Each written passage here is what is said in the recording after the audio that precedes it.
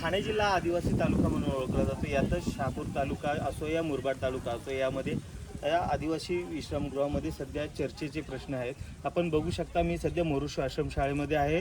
या आश्रमशाळेमध्ये निवासी वसतिगृहामध्ये 10वीच्या विद्यार्थिनीने गळफास घेतला आहे। आपण बघू शकता, ह्या समोरच्या निवासी वसतिगृहामध्ये हा गळफास घेण्यात आलेला आहे। टोकावडा पोलीस स्टेशनचे PI इकडे तपासासाठी, अधिकच्या तपासासाठी पोहोचले आहेत। गळफासाचं नक्की कारण अजून स्पष्ट झालेलं नाही। आपण पाहू शकता, याच निवासी वसतिगृहामध्ये त्या विद्यार्थ्यांनी गळफास घेतल्या। येथील अधीक्षक असो या मुख्याध्यापक असो, यांच्यावर काहीतरी प्रश्नचिन्ह निर्माण होते। आपण बघू शकता, येथील टोकावडा पोलीस स्टेशनचे PI येथील तपासासाठी इथे दाखल झालेले अधिकचा तपास घेत आहेत। आपण बघू शकता की शहापूर तालुक्यातील, मुरबाड तालुक्यातील मोरुशी आश्रमशाळेवर ही घटना घडलेली आहे।